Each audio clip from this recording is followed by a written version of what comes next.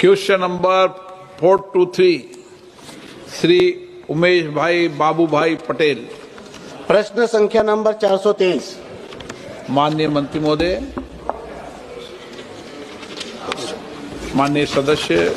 माननीय अध्यक्ष महोदय, मेरा संघ प्रदेश दमन वापी गुजरात के केमिकल एवं अन्य उद्योगों द्वारा छोड़े जा रहे जहरीले गैस और प्रदूषित जल से गंभीर संकट में है। कोल्लक नदी, बिलखाड़ी और दमनगंगा नदी आज नदियां नहीं बल्कि जहरीली नालियां बन चुकी है, जो हमारे समुद्र को भी काफी हद तक जहरीला और प्रदूषित कर रही है। इन उद्योगों के प्रदूषण से आज स्थिति यह है कि हमारे प्रदेश की जमीन, हवा और पानी जहरीले एवं प्रदूषित हो चुके हैं।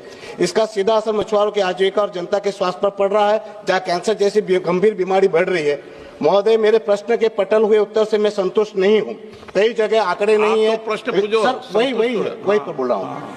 कई जगह पे आंकड़े नहीं है। रिस्पॉन्सिबिलिटी शिफ्ट कर एसपीसीबी पर डाल दी। नो टाइमलाइन, कब तक क्या होगा नहीं बताया। नो अकाउंटेबिलिटी, किसी पर ठोस कार्यवाही नहीं। ग्राउंड रियलिटी मिसिंग है। रिपोर्ट लो हवाला देता है। मैं माननीय मंत्री जी से स्पष्ट सवाल के स्पष्ट उत्तर चाहता हूँ। वर्ष 2019 में एनजीटी द्वारा हमारे प्रदेश की दमनगंगा नदी के प्रदूषण पर क्या ठोस निर्देश दिए गए थे, किन तथ्यों के आधार पर ये निर्देश दिए गए थे और आज तक उन निर्देश पर क्या अनुपालन हुआ। साथ ही ये बताइए कि इन नदियों में फैल रहे प्रदूषण को लेकर अब तक जीपीसीबी और सीपीसीबी की कितनी संयुक्त जांच रिपोर्ट बनी और उनके प्रमुख निष्कर्ष क्या रहे।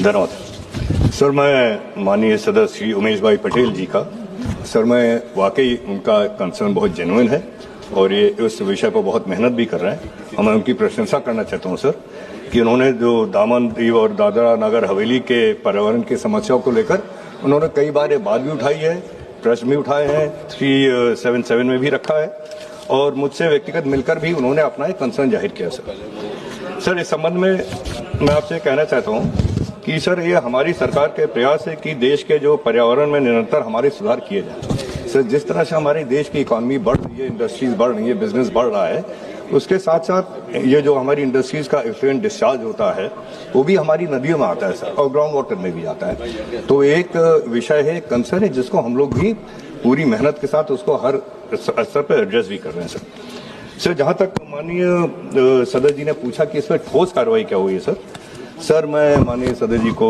निश्चिंत करना चाहता हूँ कि सर ये उनके लेटर्स, उनके प्रयासों के बाद हमारे यहाँ जो ये दमनगंगा और कोलक नदी है जो आपका कंसर्न है, उसके हमारे ये स्टेट एक्शन प्लान भी बने हैं सर और उसकी मॉनिटरिंग भी हमारी रिवर मॉनिटरिंग कमेटी बराबर लगातार कर रही है सर। उसका